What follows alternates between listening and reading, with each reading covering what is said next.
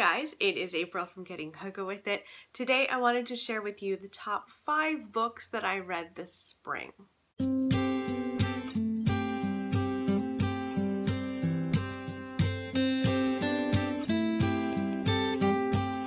First book that I wanted to talk to you about is The Cabin at the End of the World by Paul Tremblay. This is coming out this June, so it should be available to you really soon, if not already available. And I loved this book. It's a horror book about a young girl and her two dads, and they rent a cottage one summer, and one day little Wen is sitting outside playing with grasshoppers innocently, and a man comes up to her and he seems kind enough. And he tells her that what's about to happen is not her fault. And she is running into the house to warn her parents because she knows that something odd is going on. And these other people start walking up the drive as well. And they're all wielding these very strange weapons. And it looks like they're man-made weapons. And they board themselves up in the cabin and try to keep these people out. And they're all saying, we're not going to hurt you. We just need your help to save the world. It's very disturbing. This is a book that's like, go, go, go. There is no downtime in this book at all. It reads very similarly to a horror movie, if I'm being honest. Like, it really was a little reminiscent of The Strangers with Liv Tyler is in that one. That I think is my favorite horror movie, and that kind of vibe is in here. Very disturbing, really, really fun, and pretty short too. This is like 270-ish pages, and I just loved it. Paul Tremblay, I'm telling you, he can do no wrong. So yes, go and pick this up if you are in the mood for a good horror book. I also wanted to talk to you about I'll Be Gone in the Dark by Michelle McNamara. Now, this is a nonfiction book about the Golden State Killer, and Michelle McNamara sadly passed away before this book was completed. She had this little blog. It was like a true crime blog. And she seemed to focus over and over again on the Golden State Killer, and she personally wanted to have him found. She was on the hunt herself to find this guy. This man would attack, he attacked plenty of women and raped plenty of women. I think there's over 50 rape cases that he was involved with. And he also murdered, I think it was a dozen people. He would often, I think he started out killing like individual women, and then he started killing couples. And these cases went unsolved for ages until very recently. I think it was in late March or in April that he was actually caught. And I'm so sad that Michelle McNamara wasn't alive to see him caught.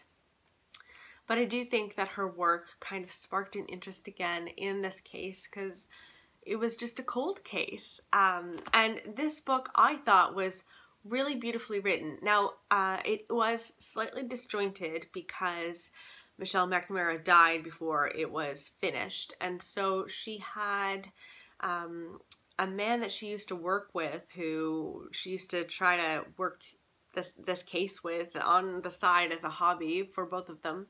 He helped write the book, and so it is disjointed in times, but you can really tell when Michelle McNamara was writing because it's just really well written. I think this is the best true crime that I've read so far. I haven't read tons of true crime.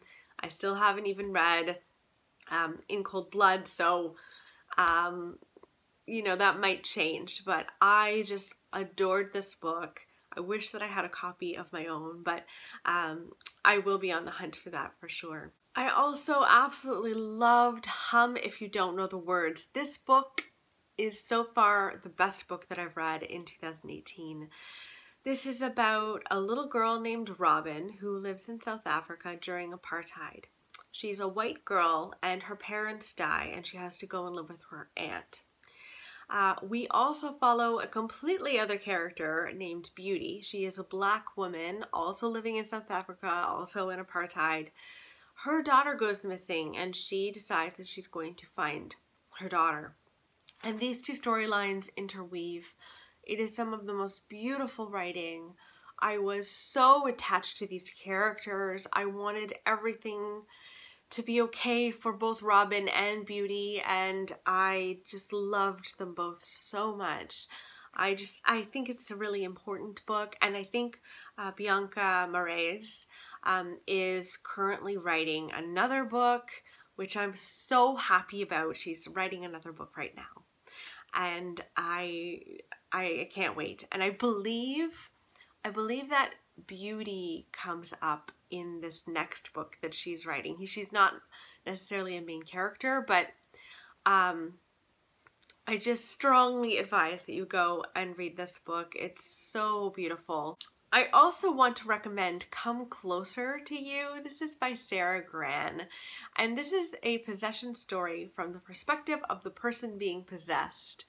So we follow a woman who is slowly being possessed, and it happens very subtly. Like at first she's hearing tapping noises, and her husband notices the tapping noises as well, and when he goes away on trips, the tapping noises get stronger. When she goes away on trips, the tapping noises stop altogether. So it starts with tapping, and then it leads slowly to complete possession, where she's blacking out and finds out that she's done some pretty horrendous things while she's blacked out. I freaking loved this book. It's also really short, and you could honestly read this in one sitting. I just think that it's definitely made me fall in love with possession stories. Like I after I read this book, I went and read The Exorcist, which was also really good. But yeah, now I'm on like a kick. Like I want to find as many possession stories as I can and read them all. So definitely pick that one up. And then finally, of course, I have to recommend The Heart's Invisible Furies by John Boyne. This is a beautifully written, just lovely book that takes you on a, I don't want to say it's a sad ride because there are really some wonderful moments in here as well, but in this book we're following Cyril Avery, and he lives in Ireland. We follow him from his birth to his death, and he's born in 1945 or 1946 in Ireland, and he is gay. And it is about his journey discovering that he's gay.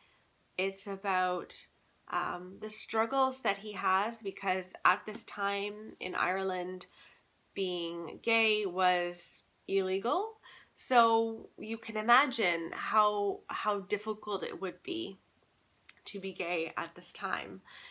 And it's about his interactions with his adoptive parents, which wasn't fantastic, and his relationships with friends, and also finding love as a gay man. And I adored this book. I think it should have won a bunch more awards. I don't think it has won any awards, which is like very upsetting to me, if I'm being honest. All of these characters are so interesting in and of themselves. Each and every one of these characters in this book could have had their own novels. They really could have. They were so interesting. And just when you thought one character had kind of vanished from Cyril's life, they would somehow, in one way or another, kind of work their way back into his life. And I just think it's wonderful. So yes, those are the best books that I have read this spring for sure. Let me know in the comments below what the best book that you read was this spring. I would love to know, and I will talk to you guys later. Okay, Bye, guys.